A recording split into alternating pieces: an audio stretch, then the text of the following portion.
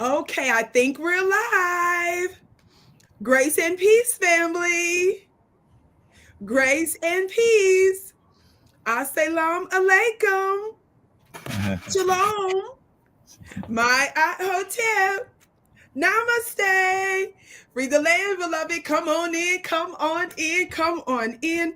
I'm so pleased that you're with me today on my own channel, my personal channel here at Vicki Dillard.tv, beloved.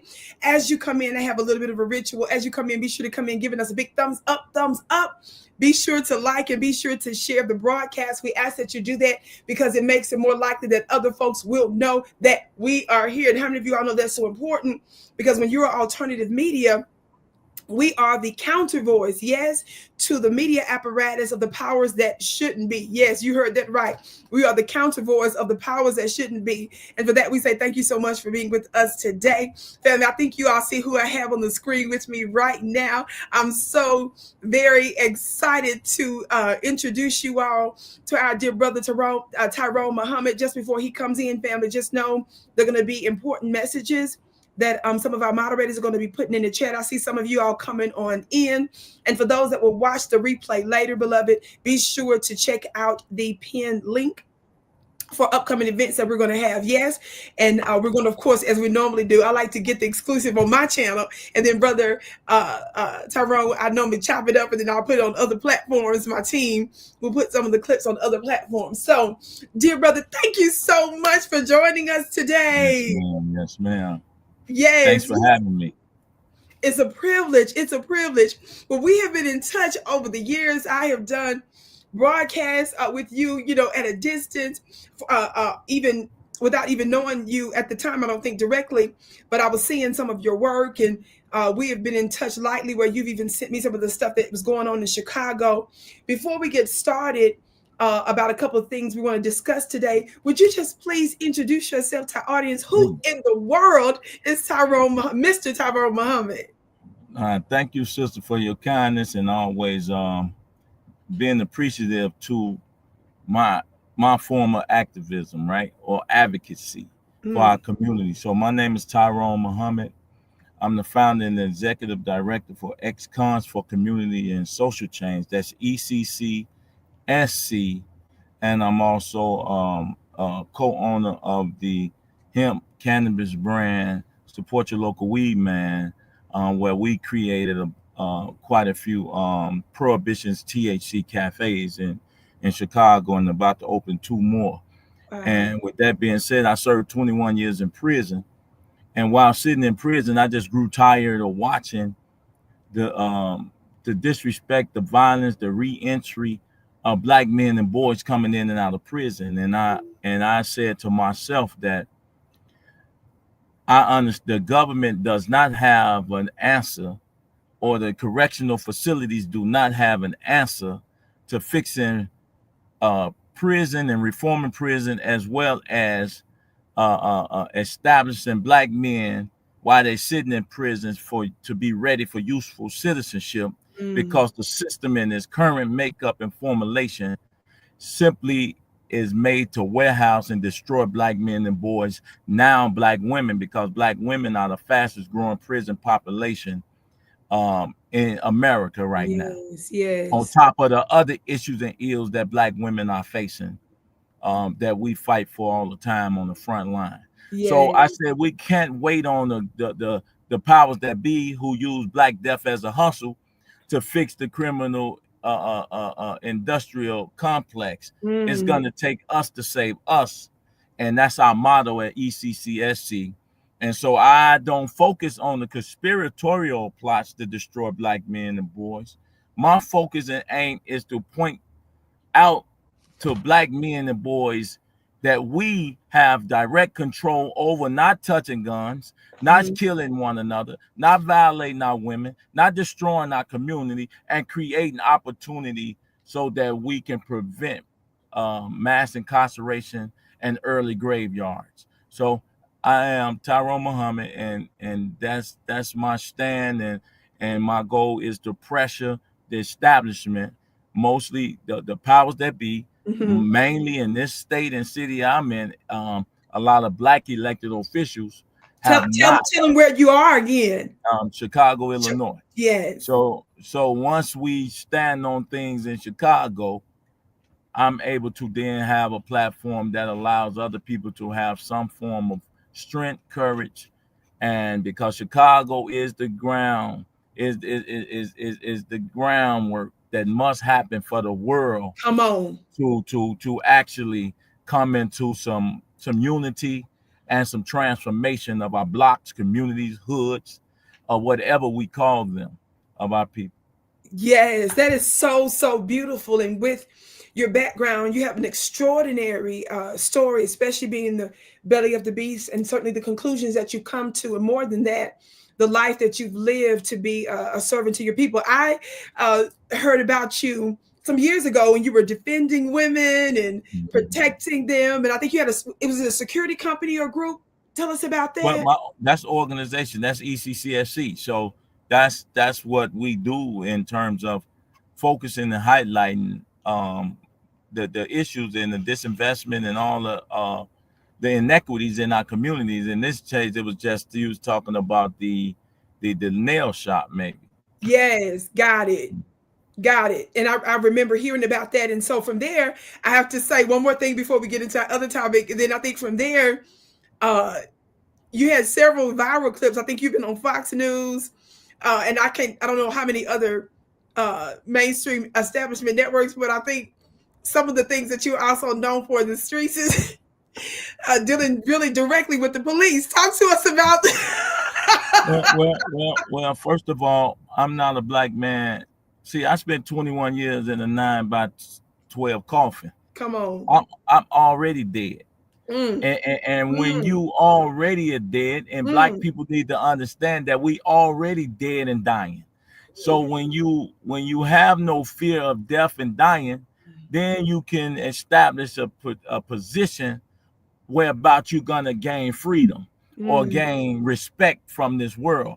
And the problem is with our black men, and the problem is with our intellectual so-called black women, they are so comfortable in receiving the crumbs of the earth and the crumbs of the world and the comfortability of their jobs, their fraternities, their sororities. Yes. They're so comfortable in their political parties that the masses of the people are suffering, and they see no wrong or nothing wrong with that in the process of transforming those conditions for our people. So it's easy for them to sit back and wait until a change come, the same as our ancestors had waited for a change to come. But it's, to me, when we determine that we're gonna have freedom or death, and we're gonna be intentional about freedom or death, then and only then would the powers that be respect our dollars, come on, respect our political power, yes, and our collective unity. But when it's easy to isolate a Tyrone Muhammad and kill me, or Fred Hampton, or Malcolm, or Dr. King, and then there's no one that comes behind them and say, you got to kill us too, then we can continue to be. This is why we suffer in the way we suffer, because our black women are the ones, honestly, that upholds the Democratic parties. Our black women are the ones that uphold these bootleggers and allow these pastors to pimp them and manipulate them, souls to the polls. And it's our black women who oftentimes line up behind these reprobate, rogue, perverted men instead of standing behind and supporting men who actually put their life on the line for them. And that's the problem. So once our women recognize that their value and their worth is America, that their value and their worth is the earth, then and only then can black women be helpmates or mates or teachers to the black men that actually have some courage and balls enough to say, thus said the Lord. You know what I'm saying? That's fascinating. And we go where black women go, black men go. And black women never find black men that they support with their nickel dimes,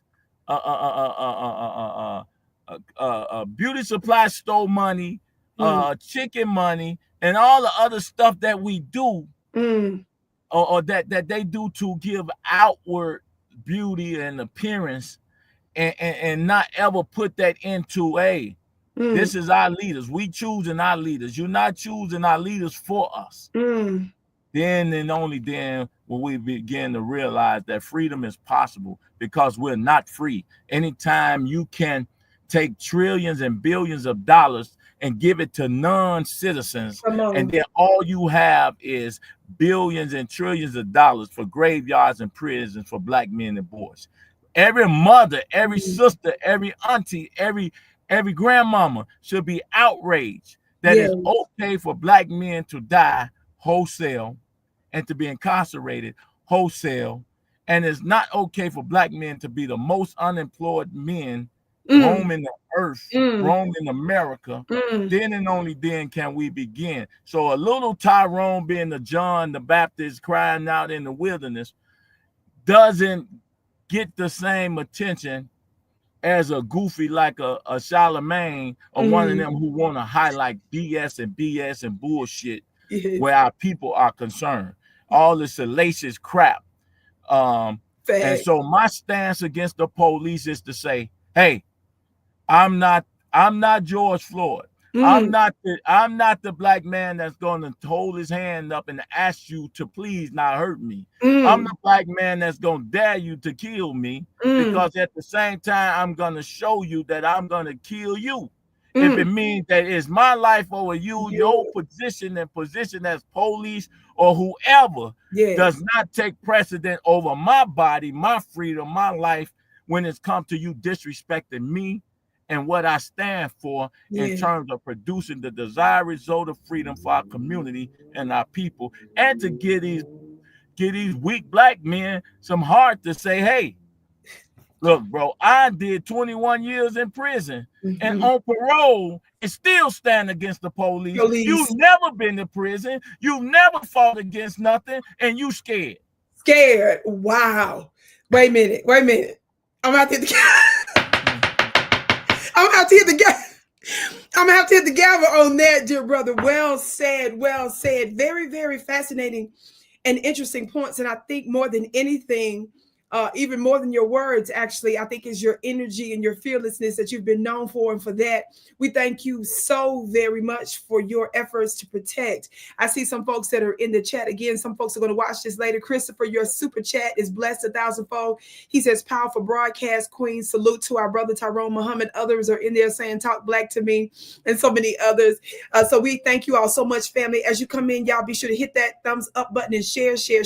Let everybody know that Vicki Dillard is on her personal channel, not the African Diaspora Today, but my personal channel. Y'all know, look, I've been getting my interviews on my I interviewed my dear sister, Jessica Jackson, the other day. And of course, I met her in Chicago last year during the week of the DNC, because I did a black town hall in the restaurant, one of the black establishments there. So I'm looking forward to doing another one here soon. So we'll talk offline later, because I know we'll talk.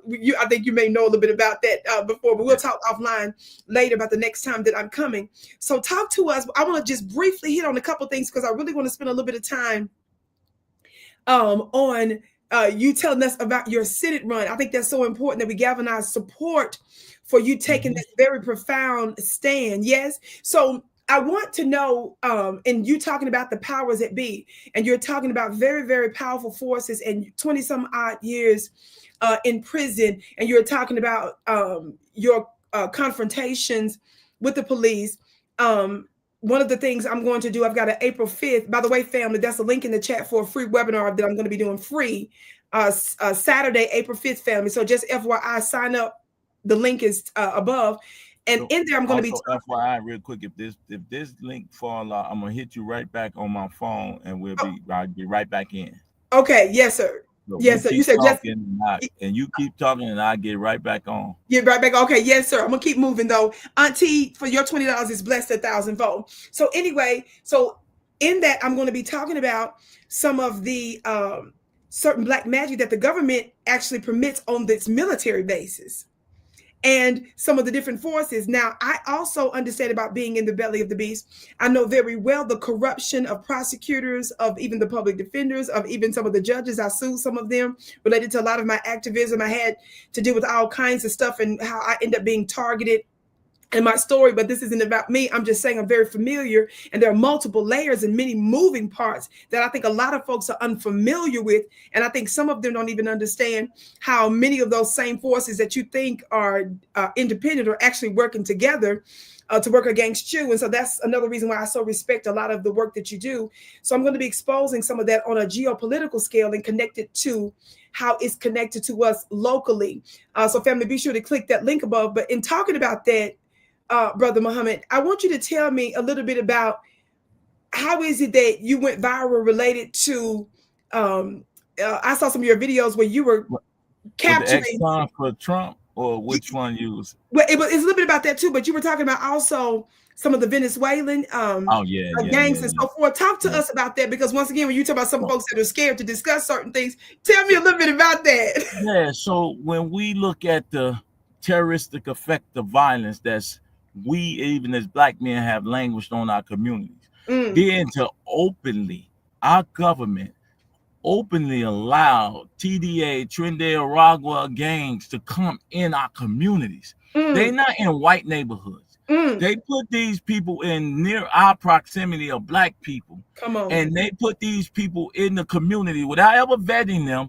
They allow these men wholesale to come in our communities, to come across the border, to violate our blocks, our communities. Come on. And so what happens is, here we are, we can serve our debt to society, and we get no housing, get nothing. We get no home, clothes, food, shelter, no monies to amalgamate properly back in society. But our government has allowed for criminal gangs that have raped, violated women in their country, killed kids, trafficked kids, prostituted babies. Our Democratic Party in leadership, with no vetting, allow these people in our community to further violate and victimize American citizens. That is tantamount to treason. Come on. That is a violation, egregious violation of the Constitution, well as our public safety. I just was open enough to say that, hey, it is unacceptable for you to wage war on Black gangs in America. And incarcerate us and even kill us. But then allow, with the government help, to allow Venezuelan gangs, the worst Venezuelan gangs, to inundate our community and to amalgamate among the other Latino population and Spanish-speaking people, to then further build themselves up to ultimately be a part of some of the murder and the crime and the violence against American citizens. Facts. So I'm very succinct and clear about that. That has to end. I'm with Tom Homan. I'm with Donald Trump in removing every migrant, every illegal that they brought over here without our permission. We did not ask for them. Our elected officials do not listen to us. And once we say, how is it that you could give that first 51 million in Chicago, you gave the first 51 million to non-citizens, but you didn't have 102 million to give to the communities that's been affected by gang, drugs, and discriminatory practices, all of the mass incarceration, all of the homelessness, and 18,000 homeless ex-cons in Chicago right now. Say that number again. No 18,000 or more, and we have no bus passes for them to get to and fro looking for a job. We have no resources for them to go with that link card to go. They're discriminated in the housing industry. No matter how much money they have, they still discriminated in because of background. Yet you don't check the background of gang members coming from Venezuelans. You don't check the background of non-citizens. Yet our government provide billions of dollars in housing, vouchers and stipends for these what you call a rental place and rental assistance for them Yes, to be yes, housed and yes. fed. So the hypocrisy of our government that we continue to elect and select is atrocious. And my running for United States Senate as an independent candidate to create a third-party solution against that tyranny of government is that's what my Senate for the United States Senate is all about. And I will run for mayor if I could. The bottom line is, it's the crazy part. I can run for both the highest office in the land, the United States Senate and the president, Watch but this, can't run for local alderman or mayor, because our elected officials have put in, J.B. Pritzker and them and all of them have put in what is it, laws that don't allow ex-cons to run for office. I want you all to think about the profundity of what our brother is telling us right now. Even when folks sit here and talk about the charges against Trump, he's a felon, he's this and he's that, I get to thinking about stuff exactly as what you're talking about right now. The fact that they made it impossible for you to even run locally, but yet because you can run. All politics are local. All politics, say it again, brother. Yes. While we focused on Trump, these elected officials, come on, they enrich themselves by creating laws for zoning, come on, for licensing, for corporations and businesses and unions to thrive, where a person like a Tyrone Muhammad, who come from the neighborhood, who most likely to get the votes of the community and the grassroots, if I eliminate him from being able to run, then our political party can then have power to bring souls to the polls, because at the end of the day, it's our old grandmamas, aunties, and uncles that the Democratic Party has used. It's the AKAs, the Deltas, it's these fraternities, these boule class of individuals that are the ones that push these narratives, while they really don't understand that they are slaves themselves to a party. And they don't understand that if we have no true grassroots or community standards, no matter how enriched they become or rich they become, it's going to be these little wolves and these little gangsters and these little young ends that's going to rob and kill and home invade them, because you have nothing for them. Yet you expect for public safety to be realized, but you have no job. The schools are failing them. The prisons are open. And then when you release them back to society worse than when they went in. Well said, well said, well said. Family, you all are listening to this brother yourself. You can see why it makes sense for him to run for office. Certainly with his worldview, the vantage point he has about the world and his people, but also his service. And so I would hope that you support him. We'll get a little bit more, into that as well. He said that if he got disconnected, he was going to join right back, family. So we're going to give him a minute. Looks like he's tapped out for 1 second, but we're going to give our brother a minute to come back. Okay. So until he comes back, family, I want us to, right now, I want everybody to hit that thumbs up button and share while we wait for our brother Tyrone Muhammad. We just dropped for a second. He's going to come back. Family, I want to make sure that you all, if you are in Chicago watching me today, I know I have a strong following, in Chicago. You all know that I rock real hard with my people in Chicago. So I want you all to make sure that you support him. Yes, I'm looking forward to coming back for another local town hall. And so I hope to connect with him again there. I think we were dealing with a third party too. Well, here he is. Okay, he's back. Can you hear us? Yes, I can hear you. I can hear you. I'm definitely going to be on the panel this time. When you come, you give me that date. I'm locking it in so I can be there. Yes, beautiful, beautiful. So give us a little bit about tell us more about the your campaign. When is it? what you're doing. Tell us what you stand for. I was looking through some of your points. I was looking at some of your nice photos. My manager, Tyrone, she was providing me with some information here. Of course, I know you're running for independent for Senate. Talk to us about that. Of course, you already hinted at getting tangibles for our people, because, you know, that's going to be a big deal for us, making sure that we actually get physical tangibles, as you mentioned before, and how you're going to be able to serve your people and what you need, how Chicagoans can support you. Well, the objective is, see, I want to start the Independent Party of America. So that's my goal, is to push that party, just to be in the front to both of those, left and the right. Yes. See, because ultimately we have no negotiation, because we have no party, or we have no collectivism that Black people are able to come to.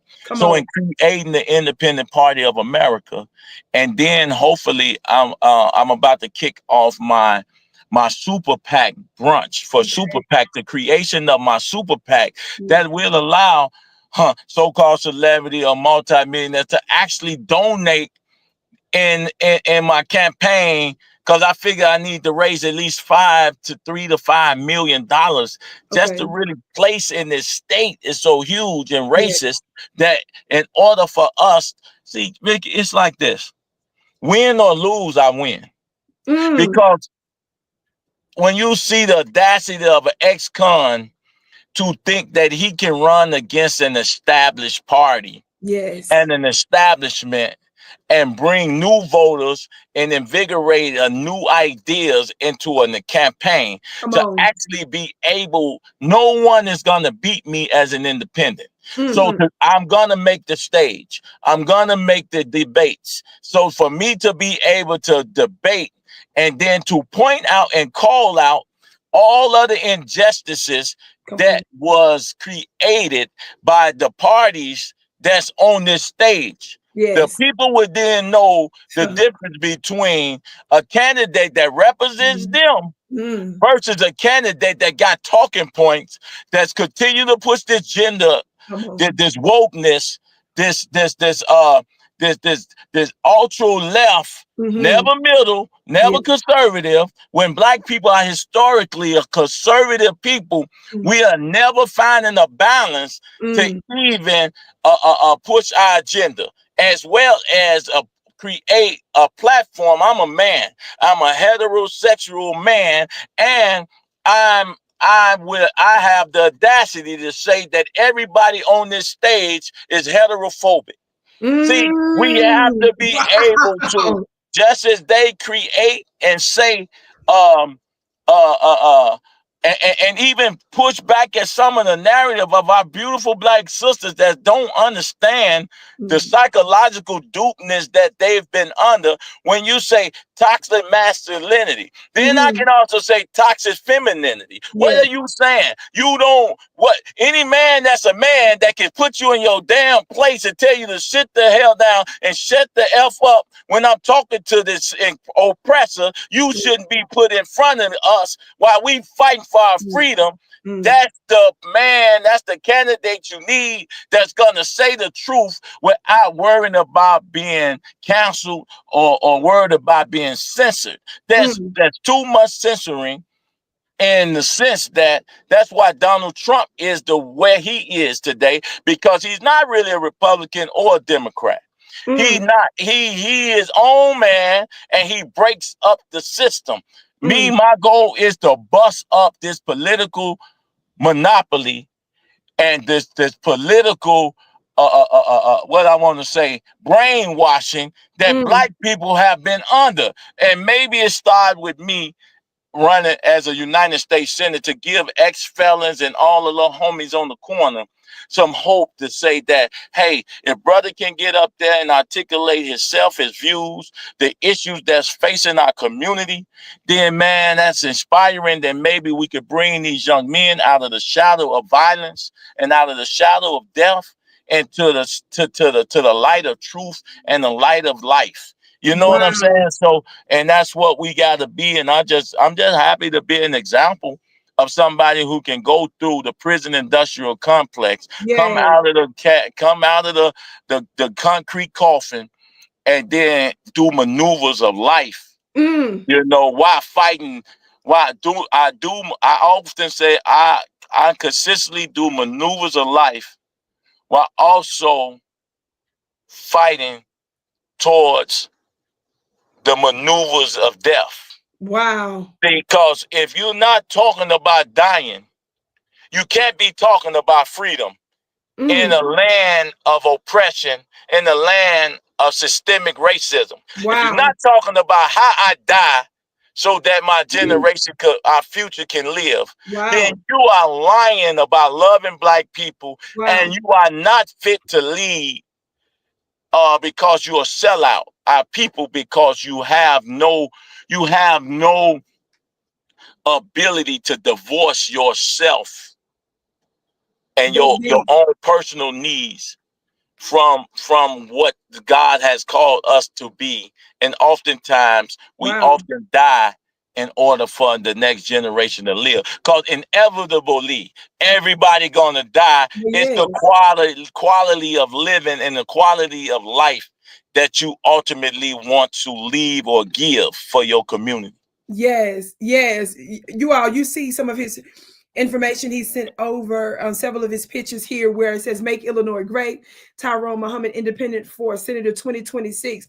Okay, let us know, when is the election? What? So, yeah. Yes, go ahead. So the petition signing, I think, is going to start in August. The election I'm early and I'm pushing now because I'm just gauging the Exactly. waters. And I got people calling me, hey, man, don't run. Let me talk to you about what you could do to make the Democratic Party do what they're supposed to do.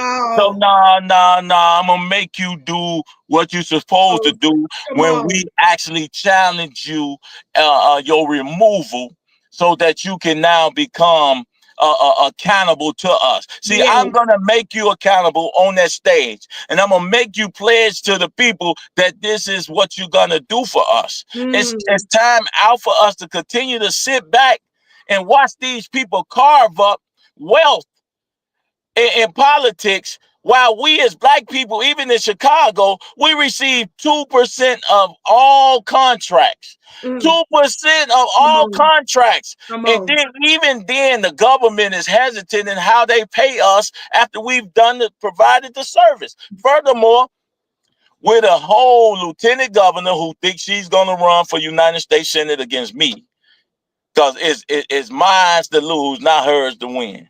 And you got the county board president that's Okay. Black. We got a mayor that's Black. We have Yes. a police chief that's Black. We have an attorney general that's Black. Come We on.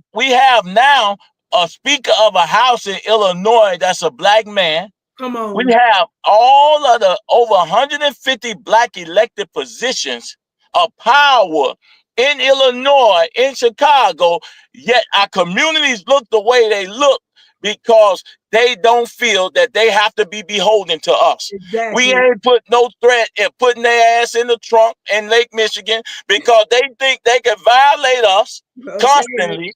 They constantly think they can violate us, lock our sons up and our daughters up, women and children being murdered in Chicago, and Brandon talking about how he gonna fight for migrants. Come on. Come on. Come on.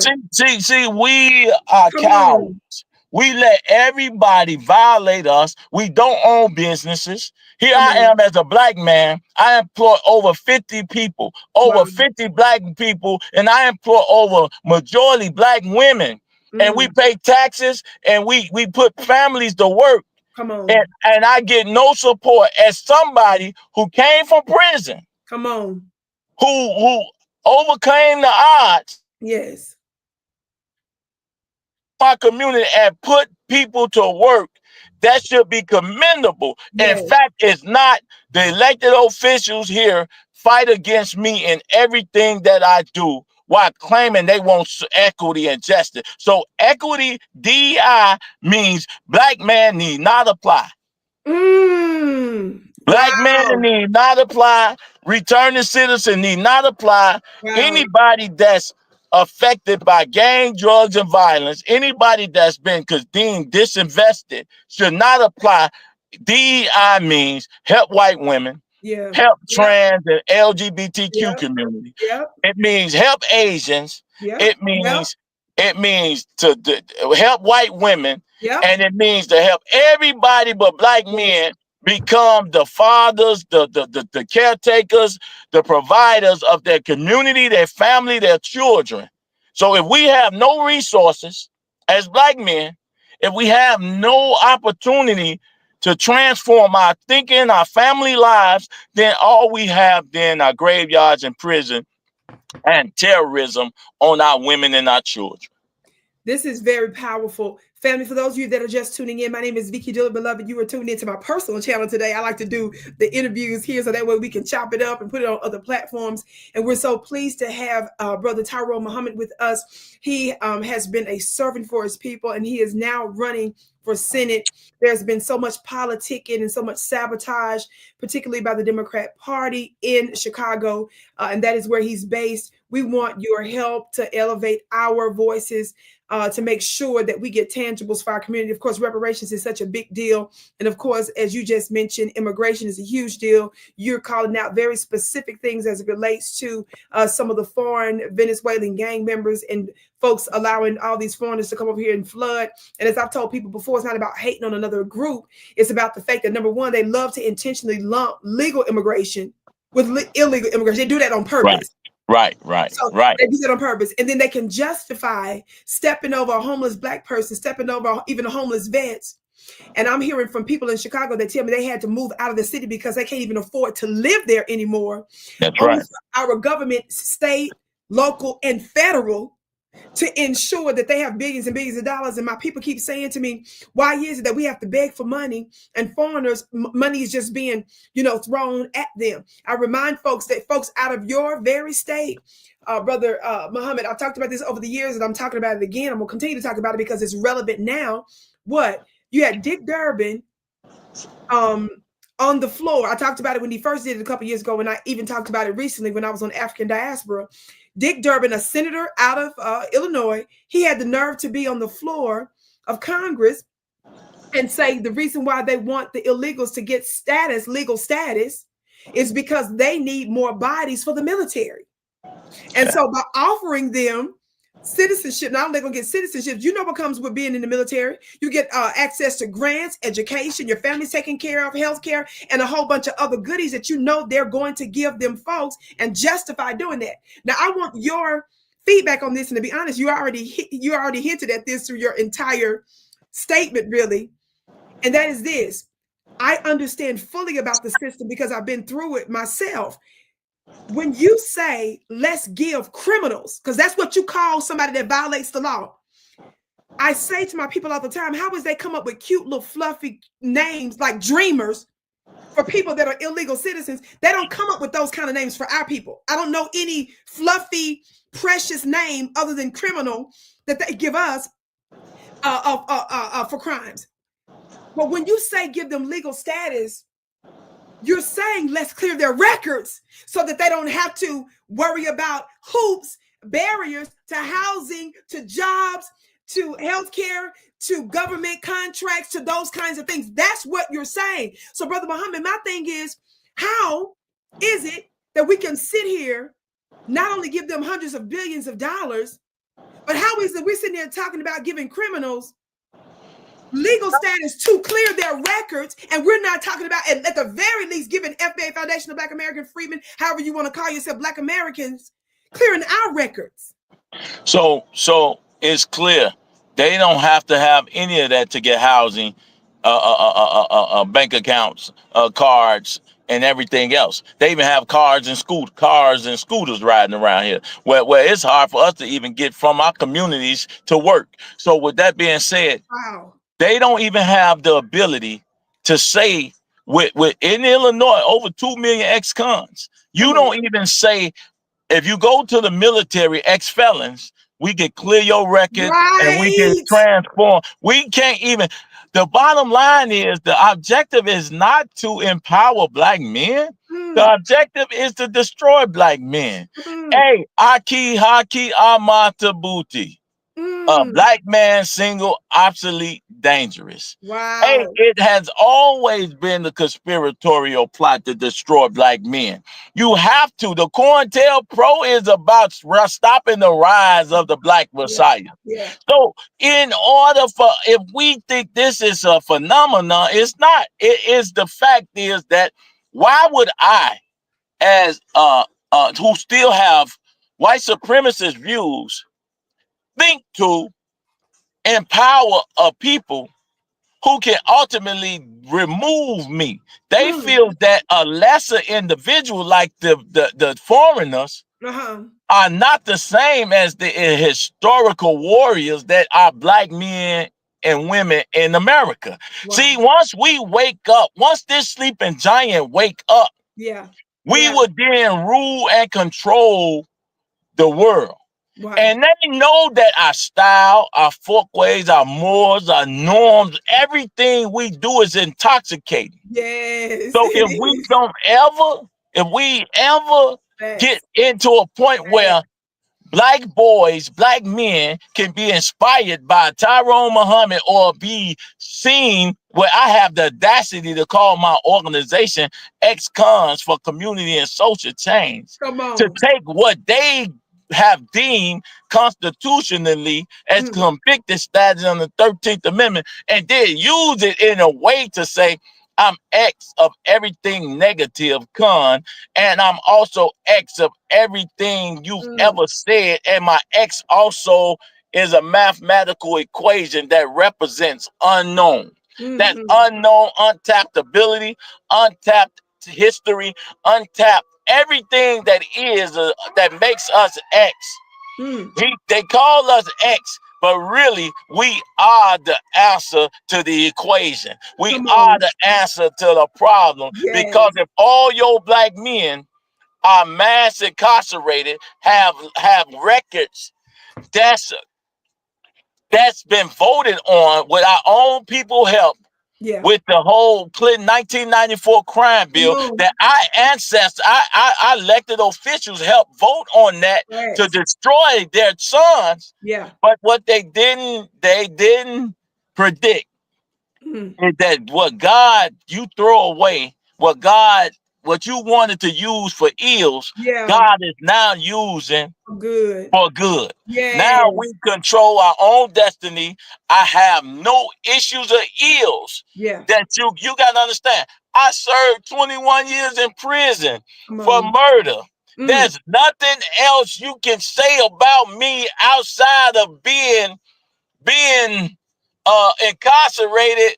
It's nothing you can say of me. What you gonna say? He black? What you gonna say? He been in jail? What you gonna say? It's nothing else. And not only that, I've called myself ex-cons for community and social change. So it's almost like that Eminem song when he was battling the guy. He said, I am white. I am a bum. I do live in the trailer with my mom. But I'm still standing here saying, fuck the free world. So regardless of what you can say about this man, he took all of that, reversed it, and said, now find something else to say about me that I would be ashamed of, because I'm not ashamed of the indictment you've already put on me. It's the same with Trump. Here these people, they locked him up, they pressed charges on him, they convicted him, and then say he's a convict. Wait, you did it. You convicted the man. And then what you're mad is that people saw beyond his faults. These the same people calling themselves Christians. God saw beyond my faults and made me this and made me that. They would never see beyond your fault, because anytime we are indoctrinated with the white man's religion, the slave master who gave us Christianity and the Bible, gave us that. Man, yeah, you ain't told me. You ain't Kunta Kinte. You ain't Kunta Kinte, fool. You told me. Now shut up. And here's the Bible, Nat Turner. Yep. And That's here's right. the Bible, and you teach your people these bootlegged 50,000 churches or more in Chicago, and our communities look the way they look. Come We on now. need to be driving Come all of on. these pastors to Lake Michigan. And I said it. You need to be driving all of these pastors to Woo. Lake Michigan for violating you and violating and allowing the politics of the Mm, devil mm, to deceive our women, mm, mainly women, because our women are the one that pays all that tithe and temp to them political 501c3 pimps. You give them all your resources and mm, all your money, and they deliver nothing but souls to the polls for you to continue to be violated and your butt played in and disrespected in your community and never giving any real resources towards, thus said the Lord, you feed the neighbor first before you mm. feed a non-citizen. Mm-hmm. Yes, you feed the neighbor first before a non-citizen. I think it's important. So many points that you made are so profound. And it is a large number of women, as you mentioned before, that have everything to do with the rise and the sustaining and the maintenance of the Democrat Party.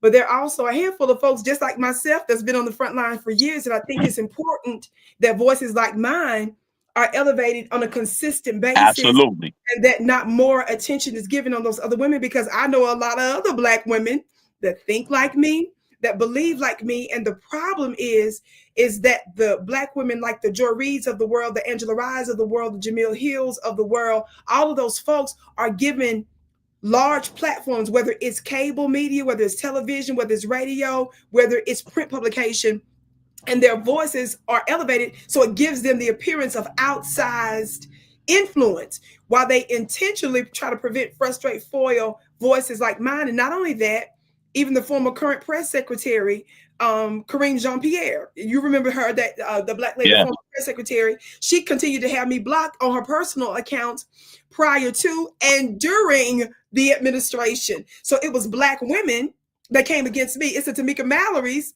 that blocked me. You know, it's the griots and it's the print publications that prevented my voice because they did not want another Black woman that had influence. Watch this, with the streets, with the Black grassroots. So it's important that we remind folks that there are strong female Black But guess voices. what you just said? That was key. What's that? They don't have Black men like me and others who love you. See, and Mm, that's what you got to keep yeah. focusing on, because guess what? It's more Yes. of us. Come It's on. more of us than the boule class of I believe house that. brainwashed Negroes that they support. So if Yes. we keep doing the town halls and we make it applicable that we do it in every city and do a Yes. tour, and we may capture, if we Yes. could, hopefully one of these woke celebrities Yeah. who actually can sponsor and bankroll the tour of doing the woke, the Black wokeness for real. Mm. Like, we need to be able to establish that. It's Yeah. like, and I'm gonna put my website for my Senate campaign on. We're gonna launch and really start building Yes. that Yes. website. Yes. That's Tyrone for Senate.us. Tyrone for the FOR Senate.us. And all the people, my goal, I need to in the next week or two, I'm gonna try to raise at least a quick 25,000 to kick off the campaign. Without the resources to get the message out to the people, we cannot be effective and letting the people know that we exist. We fight for you, and this is your party. This, I'm not bought or paid for. Yes. I'm a man.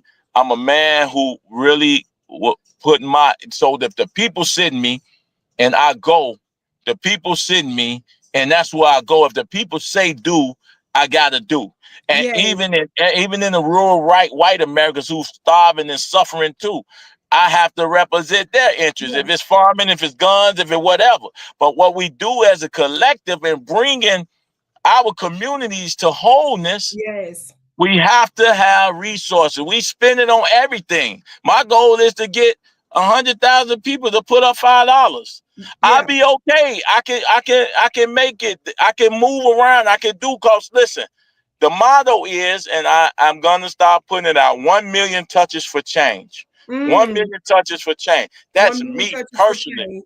Me as a black man actually touching everybody. I Right. ain't nobody. My surrogates would do what they do because I need 2,000 volunteers for the state of Illinois. I'm Okay. only saying that I'm personally touching 2 million people. I mean, 1 million people. And that's my goal. I'm going to show the pictures. I'm going to show every door. I'm going to show every person I touch. Yes. They can't outwork me.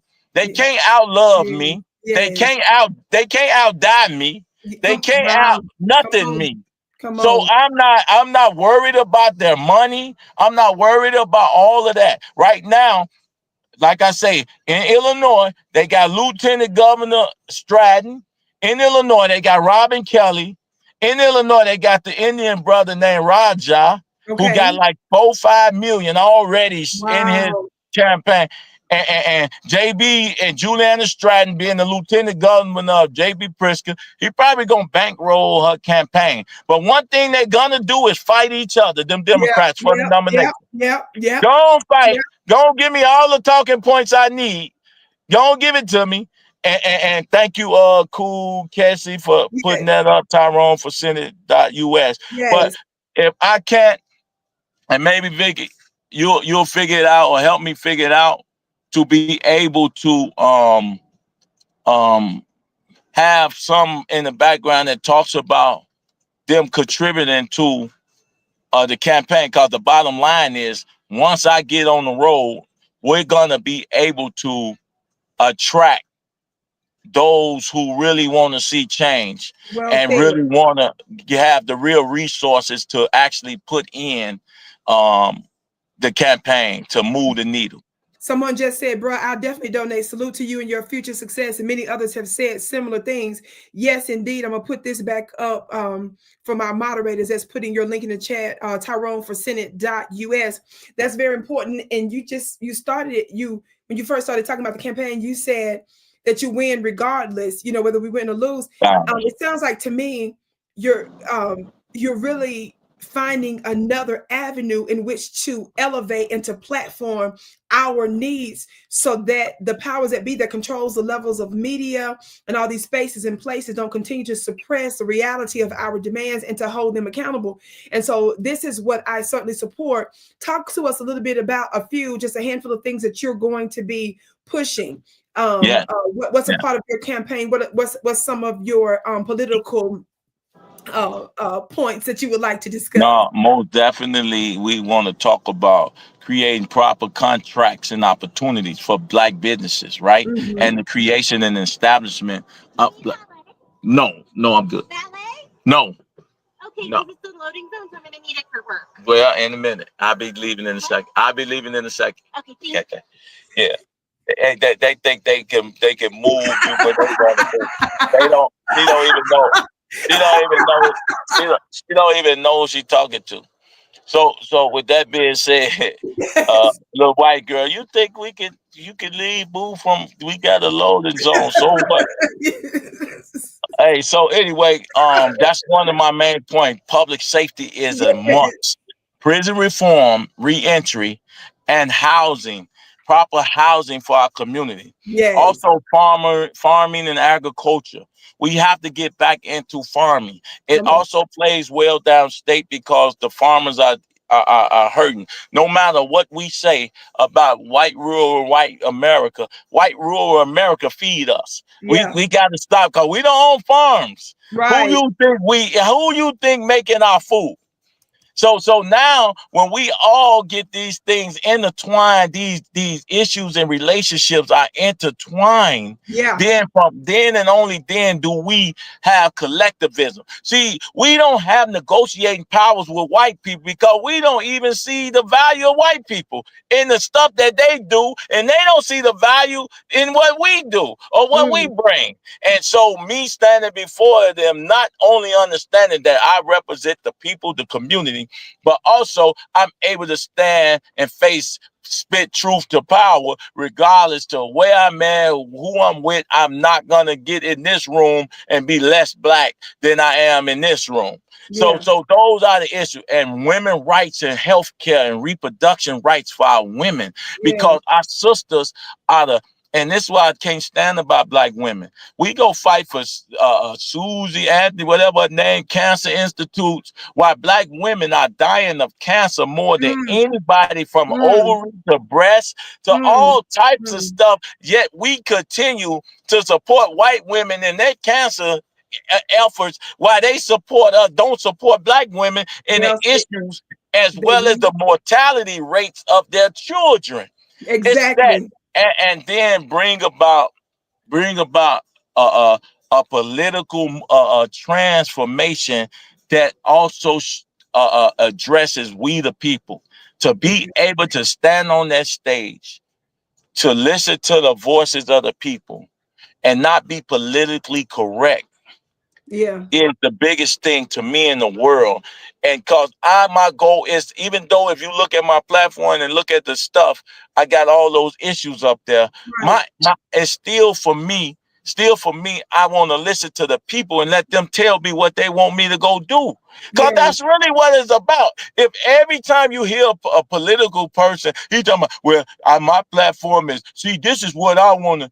Who told you to do that? Exactly. Who told you? That's what they want. That's right. And that's the reason why, in addition to those things that you mentioned, reparations is very important, especially on the federal level, that we normalize that conversation, because we're done with the studies. We're done being played with. We're done with the U.S. government, the largest agency, the Department of Defense.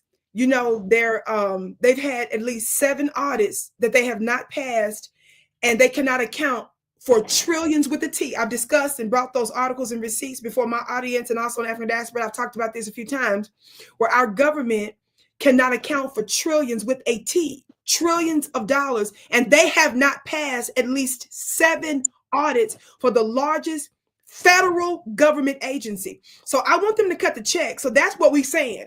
So Black folks around the country, that is one of the top galvanizing issues, especially on the federal level. And we're not talking about them playing with us with these studies in HR 40, because if I understand it right, the studies for reparations on the federal level has been played with since the 80s. But this the issue.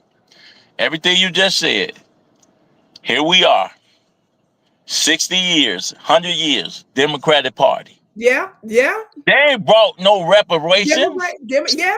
We want to talk about Trump and reparations. Why would, if I was Trump, I say, why would I give y'all some reparations? Y'all voted Democratic. Y'all done had 12 years. Y'all done had Biden. Y'all had Clinton. Y'all had Obama. And y'all haven't gotten reparations. So what are you talking to me for? Me? Everybody know me. No, I don't believe in reparations, although I support it. And this is what I mean. I don't believe in them giving me nothing. I believe we should take it. I don't believe in that you giving me nothing. You want the enemy to enrich you. And furthermore, I don't believe in giving our people anything before we educate our people on stock, bond, mutual funds, CDs, money market accounts, Roth IRAs, Bitcoins. We don't even know economics. For us to be talking about money. All we're gonna do is give it back to Gucci, Poochie, Suchi, Benz, Lexus, Range Rover. All we're gonna do is give it back to them. And people would say, well, it's ours to give. No, dummy. You only gonna enrich the very oppressor with our trillions that you just said you trying to get equality with. I believe that reparations starts with us identifying that we should control the businesses in our neighborhoods. That we should run every damn foreigner out of our neighborhood, because I cannot set up business in Greektown, Little Italy, and Mexico, Little Mexico. I can't set up business in Chinatown. You know why I can't set up business in Chinatown, Vicki? Because they will not shop with me. Right. So why do we continue to allow people to give us? We even got foreigners, Arabs, feeding us chicken. We got people frying chicken for us. Mm-hmm. We got Mexicans frying chicken for us. We got Indians frying chicken for us. Mm-hmm. We can't fry chicken. But sister, that's my thing. My thing would be, reparation for me would be first, succinct education that focuses on ridding, evaluating, and ridding our mind of slave mentalities. And before you can even think about getting any money, you have to take psychological class as well as certain economic classes on how wealth, resources, stocks, bonds, how real estate, how these things, economics works before I will put a dime in your hand. We have to talk those aspects to me first. We don't talk that enough. We keep talking about reparation. I refuse to give money to a black tyrant after replacing a white one. Meaning that these people get money. We are already ill and evil and vicious towards each other as a people. Then to add, you have money and resources on top of that without creating self-love, self-respect, and history of who you are, what you are, then you only create a worse nigga. Yeah. You just now go from being a black man that's poor and killing black people already to a black man that's rich that now can kill people with better weapons and now have better lawyers to even fight the cases. See, we got to quit playing with ourselves and acting like we are healthy and whole. Yes. I would not give a loaded gun to a mental health patient. Yeah. Well, the thing is about that, which is why I pressed the reparations, because I knew that I didn't see that on your plan. And there are things that we agree on, certainly with the immigration, which is a big, big deal. Your service for our people, all of those things that we previously discussed. But certainly, as you mentioned before, two things. One, when you said when politicians are discussing things, they need to be doing what they're sent there to do. That's and right. An overwhelming number of your Chicagoan family want reparations. I know for a fact because I've been there. I've talked to them. So number one, if you're representing the people, you've got to say and do what we're telling you to do as it relates to reparations, and not what you deem reparations to be, and not what the law deems reparations to be. Now, let me say this. It's understandable, and I've heard very profound people discuss the condition of reparations. I have done broadcasts criticizing even Dr. Umar Johnson for a similar position. I'm going to tell you why that is absolutely unacceptable. Legally, if I am aggressed and aggrieved in a legal matter, nobody gets to give me any stipulations about my mental condition. They don't get to check if I'm behind on my rent. Nobody gets to ask me nothing when I'm owed legally. It doesn't matter. When you're owed something under the law, by the law, you cut the damn check. Is it important that our community talk about finances? Is it important that we're responsible so they won't turn around and put it right back into the white communities? Of course it is. But that is not the standard by law. If I were to be given $3 million today, $30 million today, and if I decided to go to the dollar store and buy $30 million worth of 99-cent candies, guess who don't get to check me? Nobody. When we're in the court of law and somebody violates you, they run into your car and then they turn around and tell you, well, that person got a mental illness or the person, and they have a representative there to rep them, or that person had a past, so I'm not going to give them this check. Or that person, I heard from their auntie that they got a bonus from their job and they blew their money at the casino. It ain't none of their damn business. That's right. I think that this is going to be a big part in support and momentum for the campaign, because if we're saying we're going to say what the streets are saying, what the people are saying, if we're going to rep what the people are saying, yes, advocate for educational, economic education, of course. Let that be voluntary, though. Let that be discretionary. But when it comes down to holding this white oppressive system and the United States government accountable, we sat here and talked about all the illegal folks that's coming here with God knows what, that are giving money. The Asian Pacific Island community got $50 million. Did nobody ask them nothing under the Democrat president, Democrat Senate, Democrat House representative in 1 year's time because of COVID, because they claimed they were experiencing more racism. Republican and Democrat overwhelmingly voted for them to get a crime bill. They didn't have to vote on the money. Guess what the Democrats did? They used $50 million that was already in the government and redirected it in creative ways to the Asian community. Nobody gets to tell me a damn thing about what I do with my money. All the government is supposed to do is to cut the damn check. On a local level, pastors, preachers, groups, entrepreneurs, all of them need to be saying, let's get together. Let's see how we can invest this money so that more of the money that we just got don't go out. All of that is appropriate, but nobody gets to tell us what to do with money that we are owed. And besides that, all of us ain't ignorant about how to use money. Even if it's only 5, 10, 15, 20% of the Black community that gets reparations, that's enough of us that will start businesses, make good investments, and that would be an example for other folks that don't. But don't nobody get to tell me a damn thing about what I'm doing. My ancestors that was crucified, whose penises were chopped off, whose mothers were raped and set on fire. You don't get to tell. I don't get to take no class. I don't need to know about it. I don't need to know nothing. You get to write me my check quick, fast, and in a damn hurry. So I absolutely agree with everything you said. That's why I preface it like what I don't believe. And I don't believe in because I believe that I should take what's mine. See, that's the difference. I don't have 80 million Black people that's gonna believe like that. That's not afraid, that we're coward. We asking the government, the devil, the enemy, to give us what's due to us.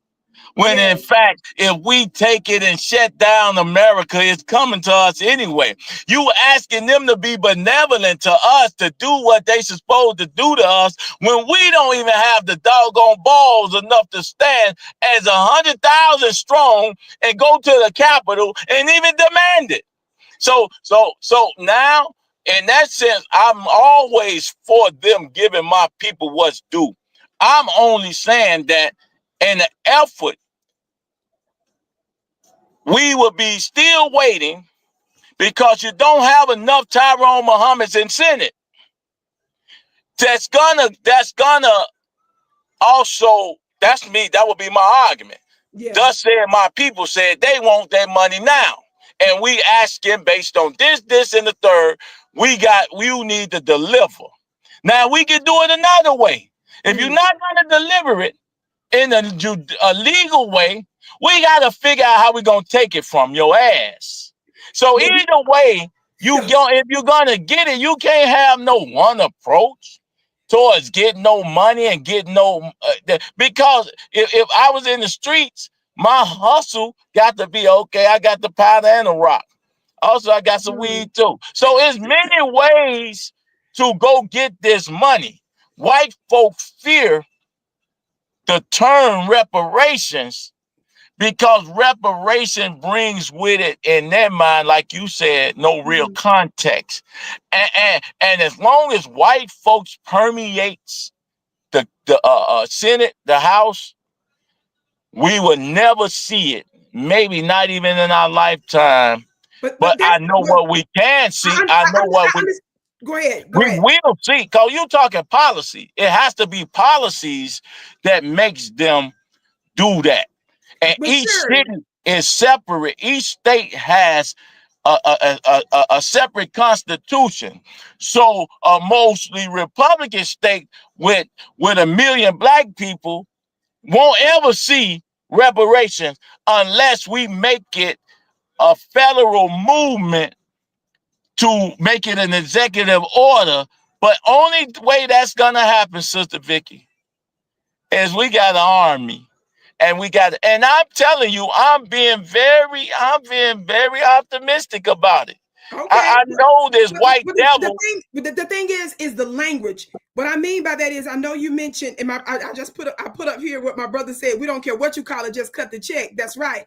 But we have to simplify it and make sure that our narratives are not giving them an excuse not to give us our damn check. And so when we say stuff, we're mentally ill, we need to learn economics and all that bull, in my opinion, that's giving them an excuse to further delay what rightfully belongs to us. And I'm just not with that.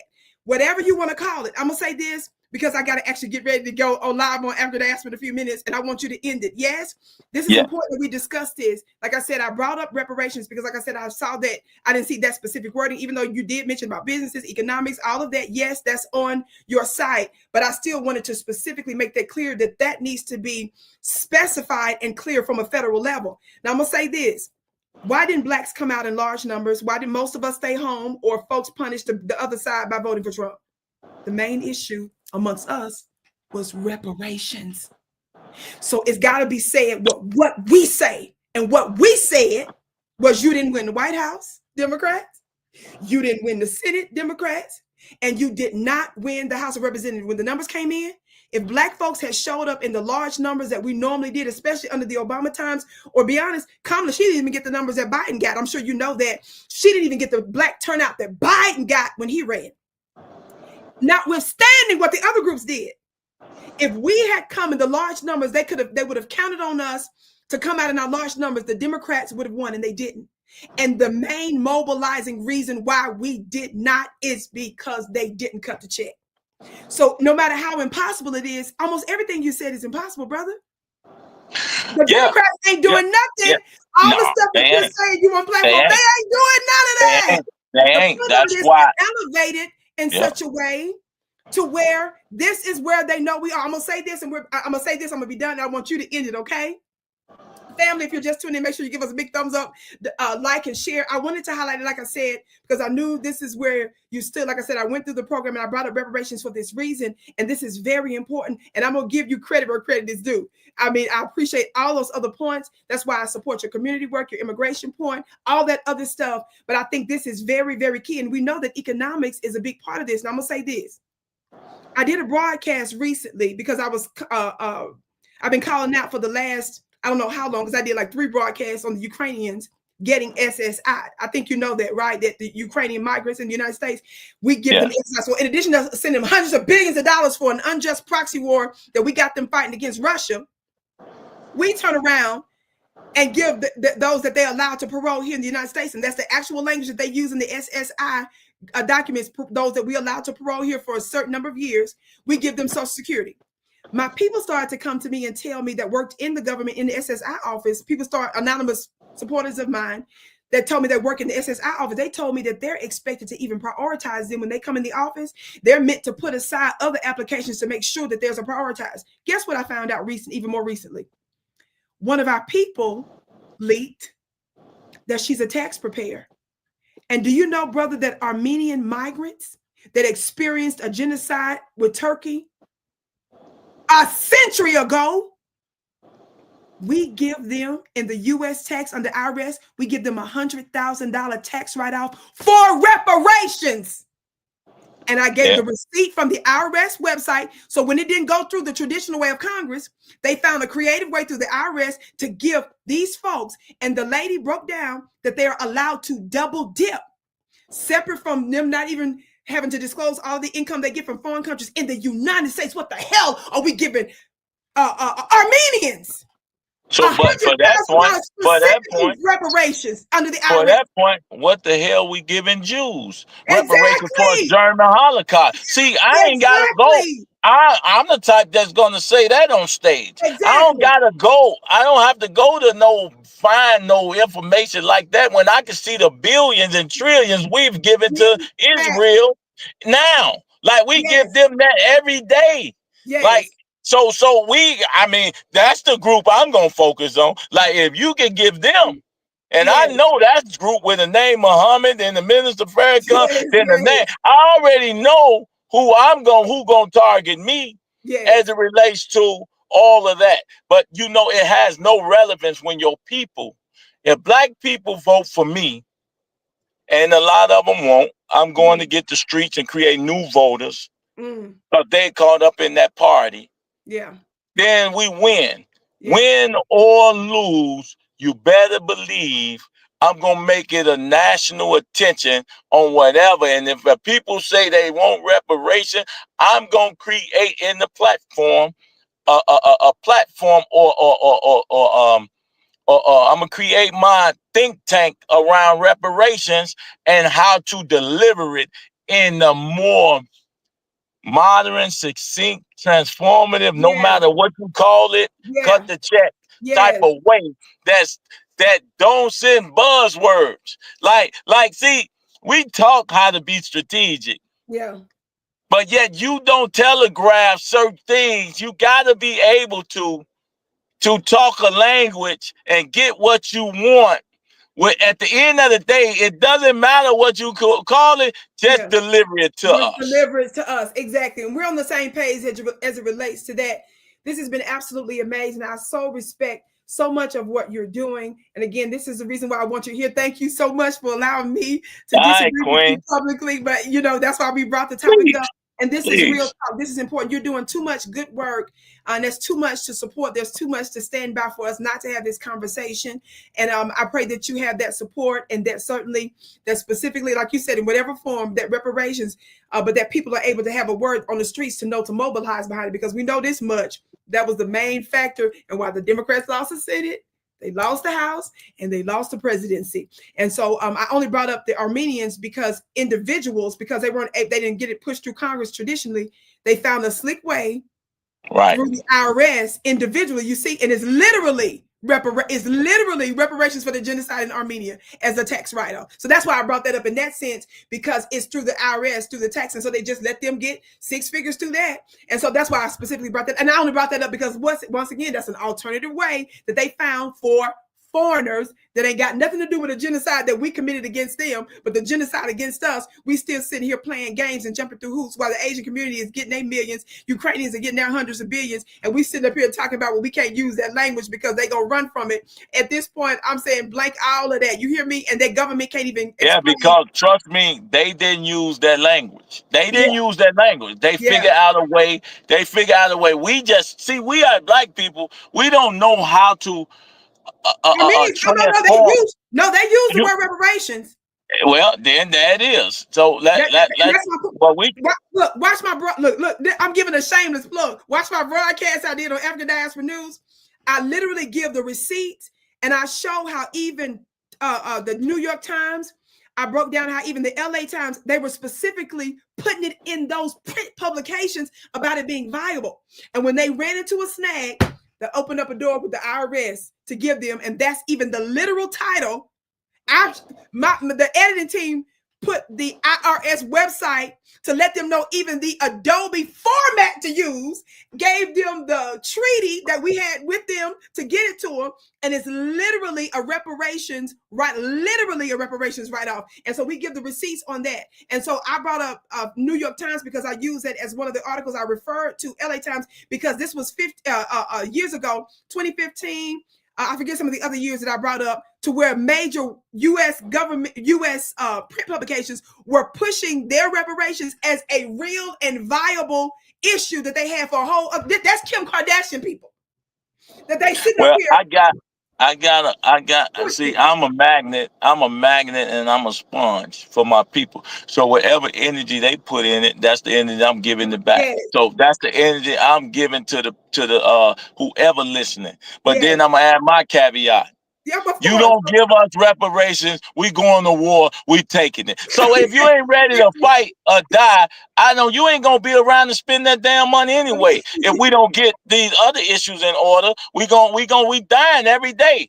I'm tired of seeing black men and boys die every day. So they ain't gonna never see no reparation because they dying. We dying every day. I ain't never seen nobody take no money to the graveyard with them.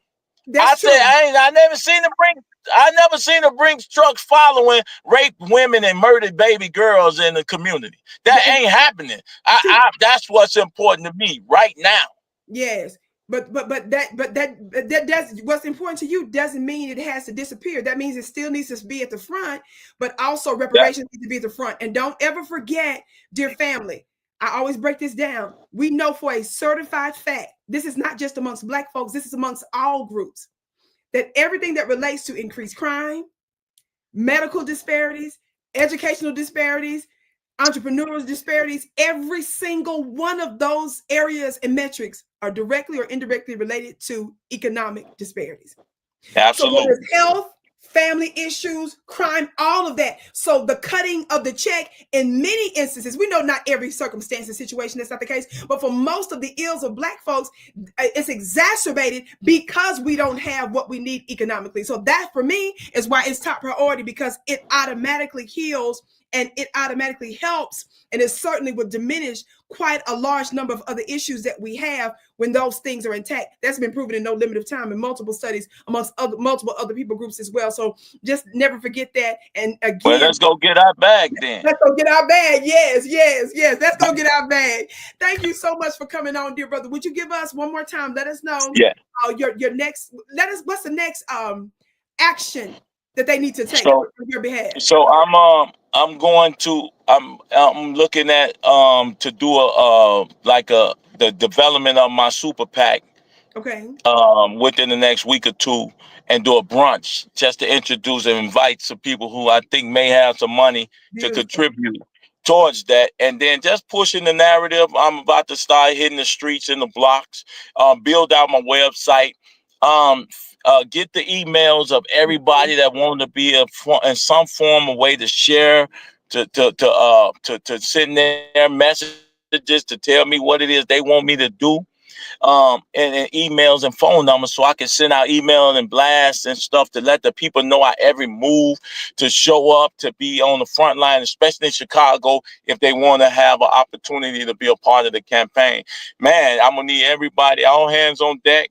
And we gotta push against the system of corruption. We have to push against this two-party system. Yeah. And with that being said, Tyrone for Senate. TyroneForSenate.us. US. That's it. .us. So please continue to share, donate there. What you can, $1, $5, $10, all helps as we build out the platforms. We need the revenue to build out the platform for websites, to start putting in the structure to make this a reality. That way, once you start it, then the rich people come along, or the people who actually got disposable income and like your platform, they can support it. Got it. Well, thank you so very much for coming on. And again, I so appreciate, and I can never thank you enough for the wonderful work that I know you've been doing over the years for our people.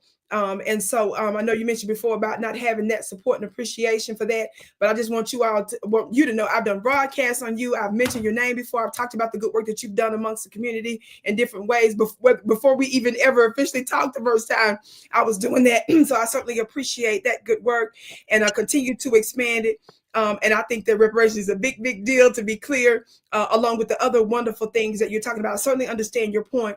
But I think that that reparations absolutely has to be, whatever form, but it has to certainly be a part of the campaign, because that's where the streets are, that's where the heart of the people are, and I think that serves a lot for the energy. And that's how people like you, real quick, I lay this out.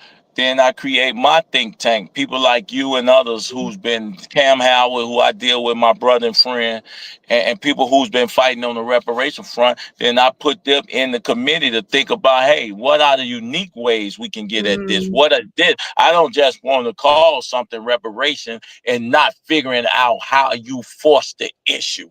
And that's where I'm at with it. Let's make it happen, opposed to, because everybody talking reparation. Okay, then let's go. What are you ready to do? What we willing to do? How do we do it? Who do we accost? They don't even accost their elected officials to stand on them about doing it. So that's the time.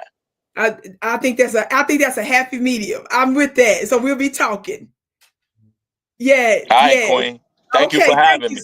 Oh no, it's a privilege. And I give you a call. And I'm in Atlanta this week. Okay. I'm doing some stuff. I'm actually on the America Most Wanted show with that John Walsh guy. So I'm doing some stuff. Wow. Okay. Congratulations. Oh yeah, I'm doing some stuff, and I keep you posted on it. So I may even be a regular on that. That would be wonderful. I mean, there's no greater expert about that stuff than you. So we certainly appreciate that. I know you love our people. And so thank you so much for being open to listening to what I had to say. And we certainly appreciate what you said. Thank you so much. And we look forward to seeing you again. Family, hit that thumbs up button, everybody. Be sure to get your seat for April the 5th. The link is above, free, where I'm going to be breaking down spiritual wars. We're going to be talking about how the United States government has covens on some of its military bases, and the latest from the See, the Holy See. What is that? The Vatican. And I'm going to explain to you what that has to do with you. Yes, I love you all so much. Share the broadcast, and I can't wait. I love you back. I see you, Philly Town. All of you that gave, even if I didn't call out your name or highlight, I was trying to focus on the interview, family. But just know all of your gifts are blessed 1,000-fold, whether you gave here or Cash App, your comments, your support. Big shout out to all of our moderators in the digital building that assisted us today. I see you, Miss Elisa. I don't know if Shalene was here or not. My brother Cool Keezy, my brother Coach, my sister Miss Sharif, for all of you all that were in the building, Coach Donnie and Miss Sharif and all you. I saw you in here earlier. Thank you all so much. Family, stay tuned. You're going to be seeing more content from me here. Don't forget, you can watch me live Tuesday through Thursday on African Diaspora News Network. Okay, so go there to watch me live. I'll be on there in just a few moments. So let me get set up for that. Okay, I can't wait to see you again.